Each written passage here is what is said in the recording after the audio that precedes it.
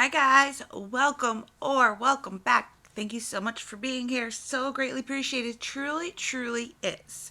Before we get started, let me give you my usual disclaimer that this video is for educational purposes only. Please do not take what I say as fact. Please always do your own research and come to your own conclusions. Next.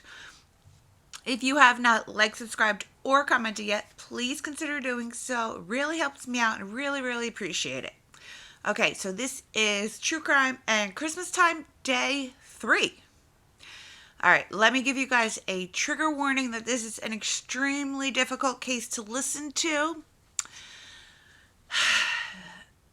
The people involved took a lot of lives, and the youngest victim was just 3 years old.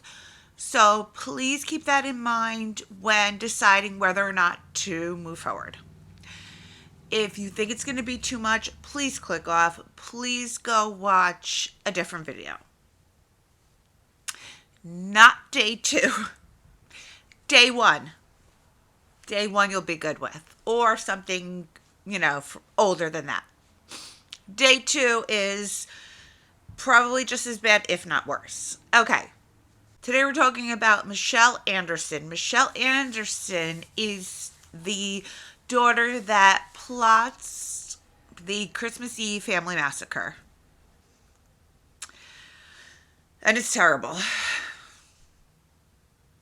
December 24th, 2007, the Kings County Sheriff Department receives a 911 call at 5:13 p.m. The person on the other line can be heard screaming, and then the phone goes dead.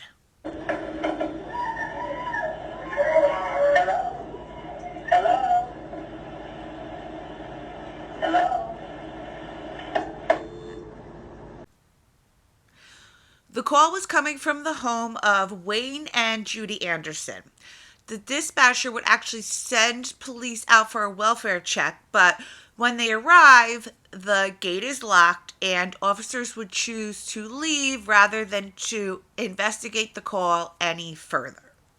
I'm slightly confused about this because of the fact that a 911 call was placed from the Anderson home, and they traced that call to the Anderson home. So wouldn't that give them probable cause to enter the home?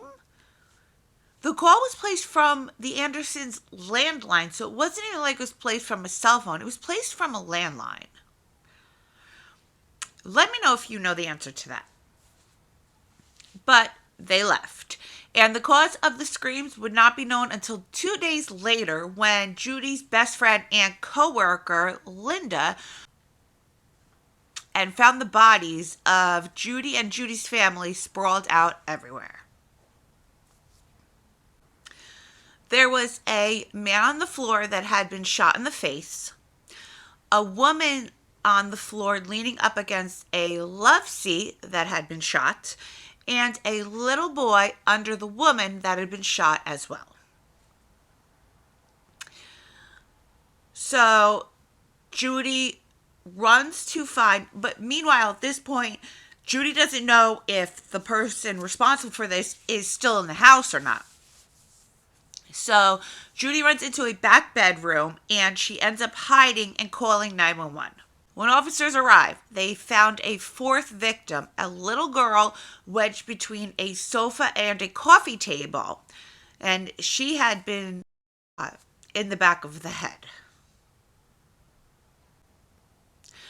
While clearing the outside of the home, police found a fifth victim by a storage shed, a man that had been in the back of the head as well. He was wearing just a t-shirt and his jeans were pulled down around his ankles. While they searched the storage shed, they found a sixth victim, a woman. She had been shot in the neck and head. So before we go any further, let's talk about the Anderson family and who they were. 60-year-old Wayne Anderson was an engineer, and he was happily married to his wife, 61-year-old Judy, for over 40 years. Judy worked for the Carnation Post Office, and she was loved by all. 32-year-old Scott Anderson was their only son. He married his first and only love, 32-year-old Erica Anderson, and the couple went on to have 2 children together, 5-year-old Olivia and 3-year-old Nathan. These were the 6 people that were found dead at the Anderson home on December 26, 2007. Because they were killed on December 24th, 2007, but the police never followed through with the welfare check, which becomes an issue later because even though everybody was probably dead at this point, there's a chance that the people responsible were still in the home when the suspects arrived. They were not found until 2 days later on December 26, 2007. There were 2 more of Judy and Wayne's children, though, that were missing. Judy's daughter and Wayne's stepdaughter, Mary Victoria Anderson. Judy married Wayne when Mary was 5 years old, and he would later end up adopting her so that they could all have the same last name. Like, this was the type of person that he was. Wayne would then move Judy and Mary from Simi, California to Carnation, Washington in 1980. The family owned a single-story home on about 5 acres of property. The property had a gate that locked with a chain that had no trespassing signs on it. There's a big garage where Wayne would do his hobbies. There's multiple cars on the property, a storage shed, and a double-wide trailer where the Andersons' second daughter, Michelle Anderson, lived with her boyfriend of 6 years, Joseph McEnroe. It would later come out that Michelle and Joseph were the ones responsible for the 6 slaughtered family members. The motive for the killings is greed. It's greed and it's money. 29-year-old Michelle met her boyfriend Joseph McEnroe online 6 years prior to this. The 2 moved in together very quickly. Michelle worked as a security guard and had also done face paintings for children at parties. But in 2007, she had been unemployed for about a year. 29-year-old Joseph was also unemployed as he quit his job 1 month before all of this went down. In early 2007, Judy and Wayne offered to let Michelle and Joseph live in a trailer on their property rent-free, utility-free, and insurance-free to help their daughter get back on her feet. After about a year of living the high life with her boyfriend, at her parents' expense, Judy decided that it was time that Michelle and Joseph start paying rent in an attempt to teach their 29-year-old daughter responsibility.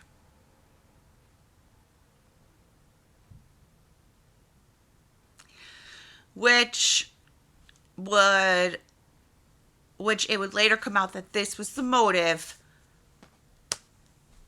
for what happened. To the parents, anyway. After officers cleared the scene, they walked down to Michelle and Joseph's trailer. Joseph told officers that they were on their way to Las Vegas to get married, but they had car trouble and they decided to come back home. Officers then asked Joe and Michelle to accompany them up the driveway to their parents' home, which they willfully agreed. They were not forced to do it. They did it at their own will. They were obviously not under arrest.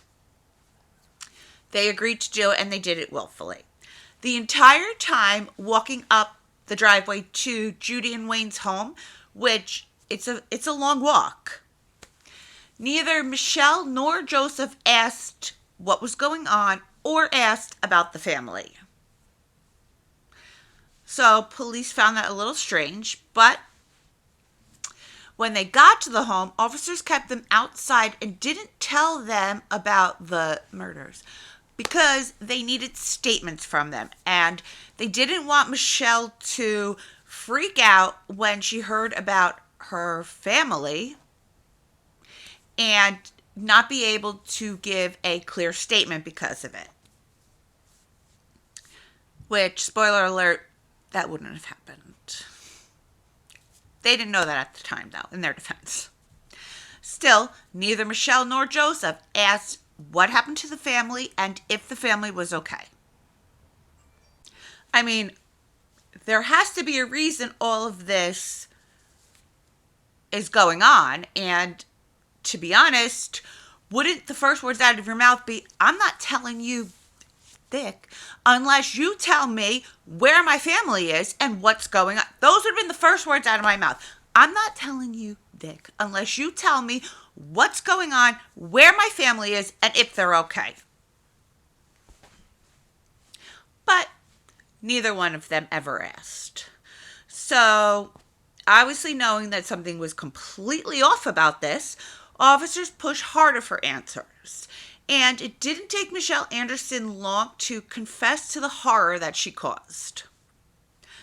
But worse than that would be the statements that came out of her mouth. They are sick and they are twisted, and we're going to go over some of them. December 24th, 2007, Michelle and Joseph went over to Wayne and Judy's home. Michelle wanted to speak to her father alone, and Joseph kept Judy distracted in a back room where she was wrapping Christmas gifts. Michelle had a 9mm handgun hidden in her sweatshirt. She went to fire the gun at her father. The gun got jammed in the sweatshirt material, and she began calling for Joseph, who came out of the room and shot Wayne with the .357 Magnum that he was carrying. Judy hears the commotion. She runs out of the room, and she sees her husband dead on the floor. So she runs into the kitchen. They follow Judy into the kitchen, and Judy is in the kitchen.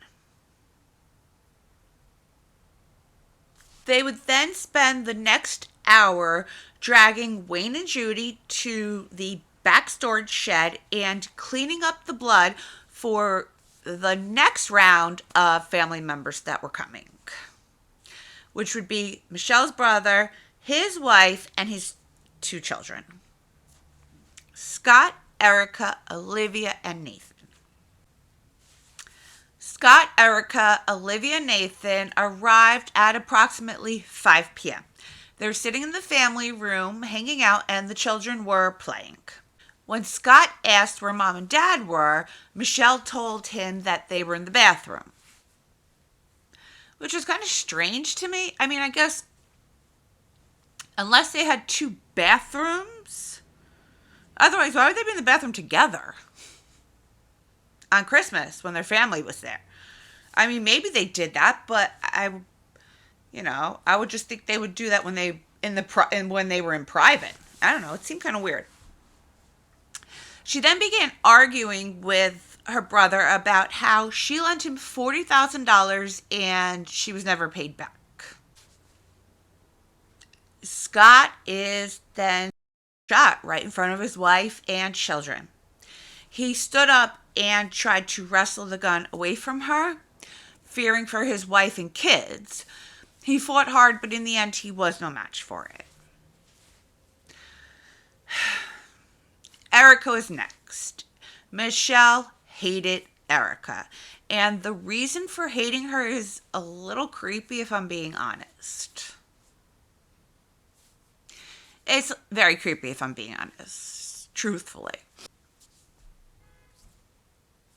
So, Erica was Scott's first and only love, and they were high school sweethearts. Apparently, Michelle and Scott were very close until Erica came onto the scene. And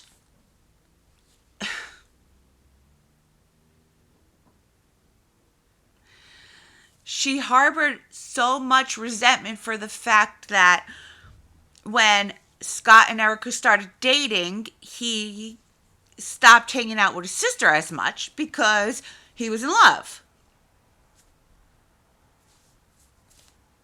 I mean, it happens. But Michelle held on to this hatred and this disdain for her from the time that they were teenagers. Michelle's 29 at this point. Erica was the one that phoned 911. She crawled across the floor to a landline to call, but was unable to even speak to the operator.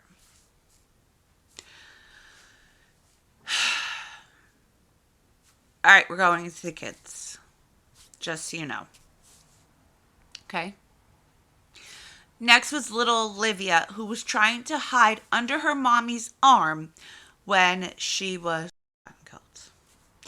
And last to be killed was little baby Nathan, who was still in diapers at the time.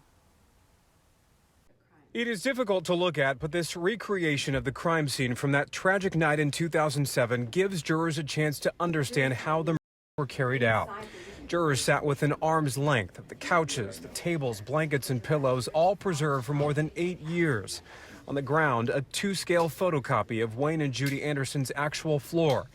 Forensic expert Ross Gardner, brought in roughly 15 months after the killings, testified today about the bloodstains and bullets found in the room. Wayne's blood is found in a small contact stain, I believe it is, on the brown recliner, which was physically here. It's a very small stain.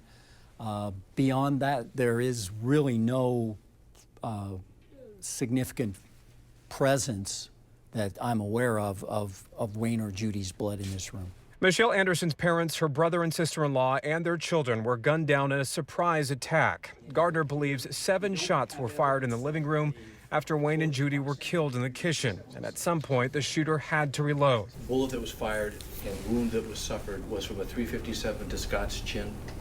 Yes, sir, I think so. In this entire scenario. Yes, sir, I believe that is the case. Michelle Anderson admitted in a taped confession played earlier in the trial that she was mad over money. Prosecutors say she and her then-boyfriend, Joseph McEnroe, went to the home to kill. McEnroe is already serving life for the murders. Once Anderson's parents were dead, prosecutors believe the couple waited for the rest of the family to arrive at the home. Let's go over the autopsies. Wayne Anderson was shot in the left side of his head in the area of his temple. The bullet passed completely through Wayne's head and no bullet was left to recover. Only bullet fragments, but they were too small to be able to identify it with a particular weapon. He was face down in the mud and he had the imprint of a boot on the back of his t-shirt.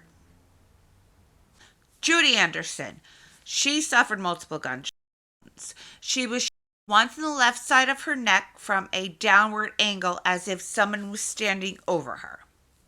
She was a second time in the left side of her forehead. It transected her brain and was recovered from the right side of her skull. There was also stippling on Judy Anderson's face. What's stippling? Okay. Stippling comes from the gases and powders that are expelled by a gun as a bullet leaves the barrel. Evidence of stippling are little dots, and stippling only occurs when the person firing the gun is in very close proximity to the victim. Judy had stippling on her face, which means that whoever did this was extremely close to her, standing over her. She was shot with a .357 revolver. Scott Anderson was shot just under his lip. It exited his chin, entered his throat, and became lodged in his lung.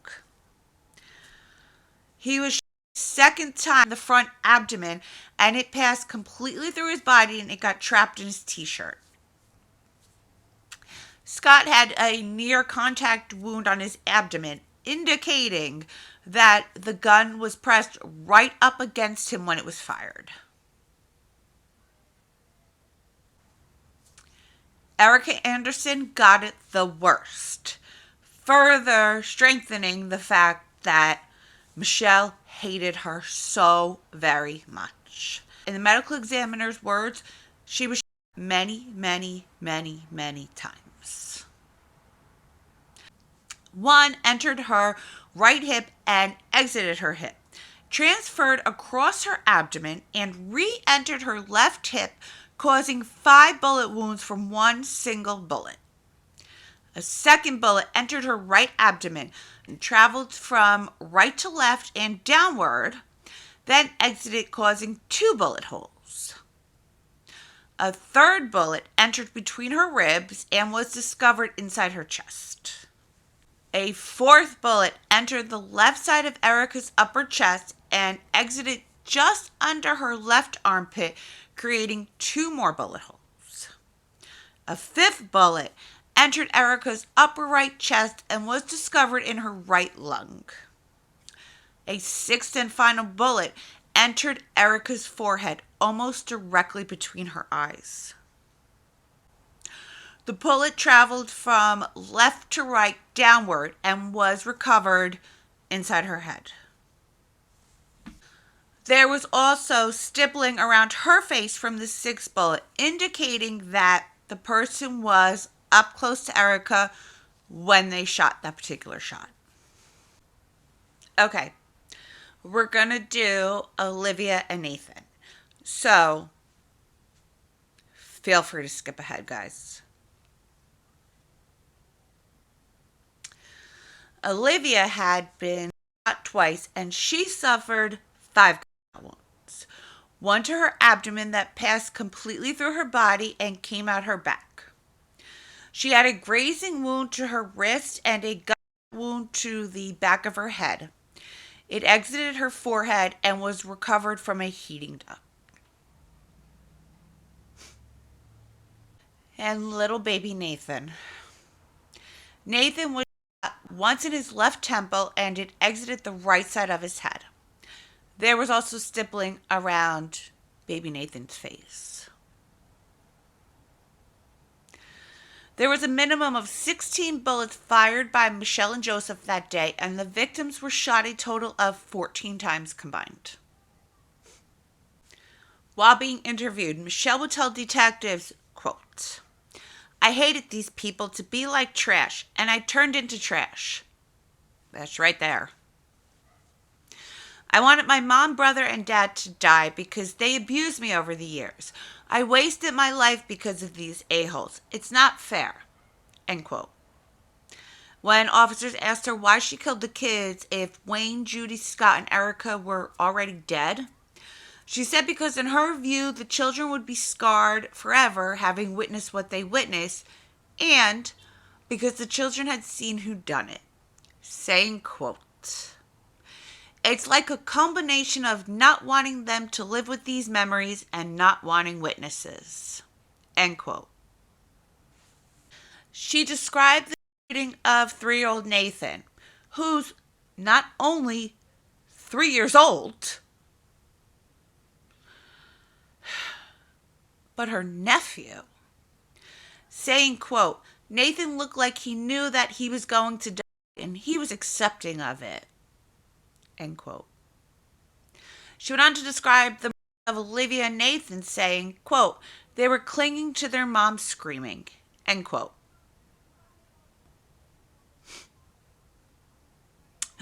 I realized I forgot to mention the other sister, Mary.